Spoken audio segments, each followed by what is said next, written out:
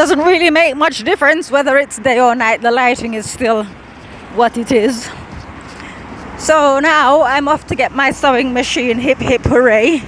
I've been without a sewing machine since Friday evening, and I have deadlines. So my first deadline is for tomorrow morning. So I'm now on the first leg of a 2-mile walk. So it's a 1 mile to the shop, 1 mile back. There are loads of buses that come along this route, but due to the fact that you have to wear a mask on buses, well, you don't have to, you can claim that you've got some underlying problem that prevents you from wearing a mask, but their bus, their rules. And as well, it's a good opportunity to get exercise. But it's really funny, this is normal, this is my uniform for the summer, and because it's been winter for so long, I actually forgot what it was that the makeup of my uniform. So the joke is, one moment, I've been at my sister's place now for 9 months, and I have 2 outfits, one for the winter, one for the summer. So I'm wearing my summer outfit now. And so, I mean, if people were to see me on the road, like for example, I go shopping in the nighttime, so they only see me ever wearing the one outfit. So I'll go to the shop and I'll come back and do the washing, chuck everything in the washing machine, and would be dry by the morning. But obviously, if people see you wearing the same thing all the time, you could forgive them for thinking that you live in those clothes, which is interesting. But anyway, that's not necessarily what I want to have a conversation about. I'm just walking past the shop that they wanted me to do work for them. So I've just literally, it's like 7 minutes walking distance from where my sister lives. But I decided against doing that because I didn't like the attitude of the owner of the company. The reason being, last time I saw him, when I went in there to have a discussion with him, he was under pressure, and I could see that he's the type of person to put that pressure on others. I'm sure if you work for an employer, you know what I'm talking about. So I was saying to my sister just before I left, because I had a couple of my customers contact me yesterday with regards their deadlines, and at no point did I think, oh my gosh, what do I say to them? Or at no point did they hurl abuses at me, as some do, because some people, I know people in the field, and the clients are really rude to them. But I maintain, as I've said to them, that people treat you how you're willing to be treated. So I've very casually said, my machine's not back with me as yet. I was expecting it back yesterday afternoon, but it wasn't ready. So I called this morning to check, because the alternative, even though I've got a sewing machine, my sister's got a sewing machine, the alternative was going to be that I get another one, that I would have to actually go and buy a sewing machine. But the Argos that's local to me, which is where I got my the sewing machine I'm going to pick up now, that Argos doesn't have any in stock. So I'd have to go way out of my way to find a branch that does stock them, which isn't feasible. So I received the phone call about 20 minutes ago, and now I am on my road. Now I'm on the road to collect.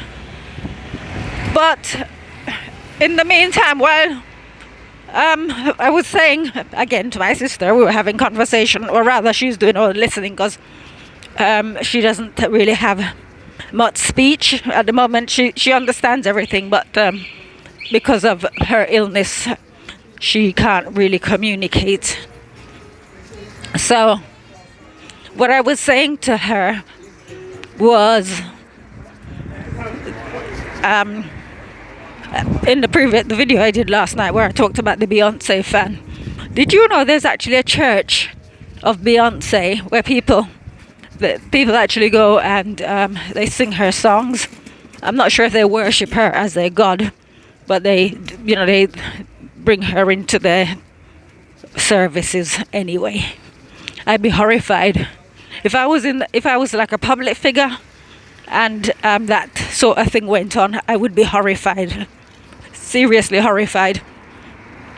But nevertheless, that's what people do. So my thoughts have been on idolatry. It's really funny, but I put in the video I mentioned Exodus 20 about false idols, the one I posted last night, 161.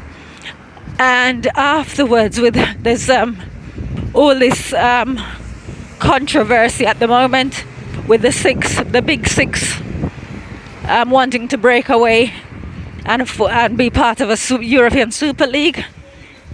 And the thought that came to me last night was that everything is about idolatry, because we've seen the way people were carrying on over Prince Philip. Anybody would have thought their God is dead, even though there is a tribe, the Tana, in I can't remember where they are, but it's an island anyway, I think in the Pacific, and they worship Prince, not necessarily worship, but they take Prince Philip as a god. And now that he's dead, I believe Prince Charles is going to be the next god for them. So it's just really interesting. But the thoughts that were flooding through last night was, this is an attack by the Almighty on idolatry. So football is something, to me it's the biggest thing, I'm sure to others as well. So a club like Manchester United, I'm a Liverpool fan, Liverpool as well, have supporters all around the world. So those fans would, well, it depends. I'm sure some people agree with it, some people don't. But it's on everybody's minds. And I'm looking at it as an attack on false idols. So all false idols will have to come crashing down. And on Facebook I saw a post that it's some fans holding a banner outside Manchester United football ground, and the banner read,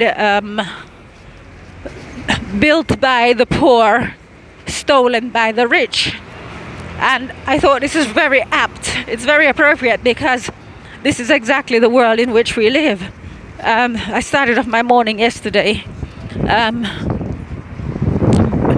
on Twitter, what's his name, Bill Gates, because they're determined to get black people on board with the jab. And well, what he's doing, I mean, it's so basic, the tactics that they use to rope black people in, basic to the point of embarrassment. So what he's doing is, there's a film out, I don't know what it's called because I'm not a cinema buff, so I don't keep up to speed with such things, but it's directed by a black woman, and he's showering praises upon it, and sort of saying if she doesn't win the award for best director or something, it's like a travesty. That's where he's going.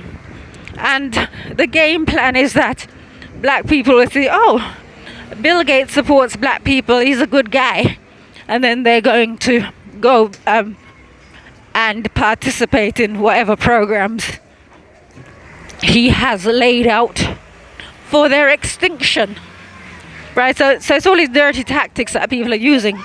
So for me, it's a fantastic thing that hi doggy, cute. It's a fantastic thing that people are waking up and rejecting their rich paymasters right? Because that is a problem with the world. I've said so many times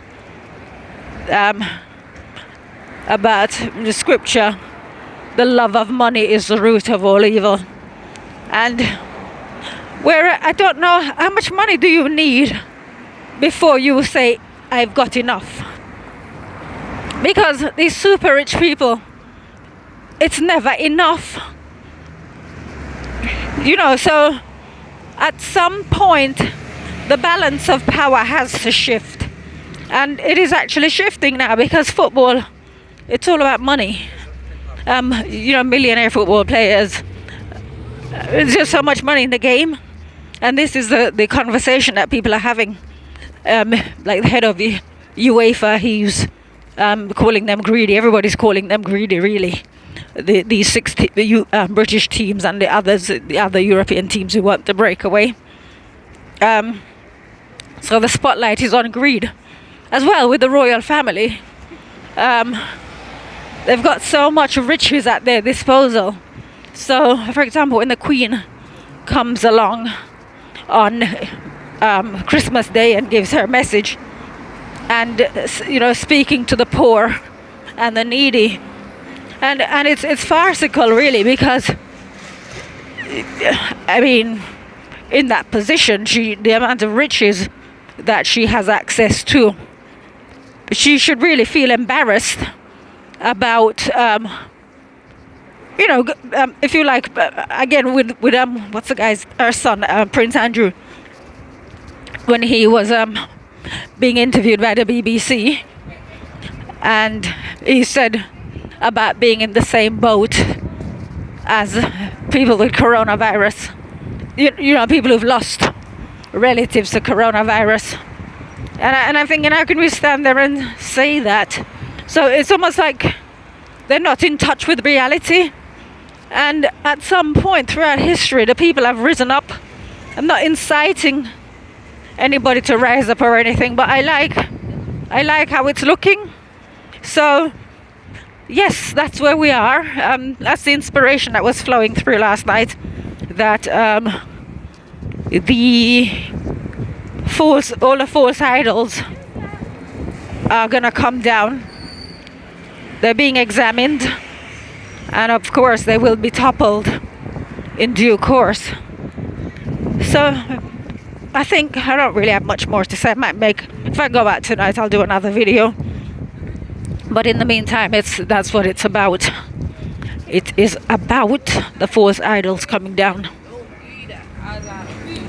So I shall bid you all a good day, and look after yourselves. Take care. Bye bye.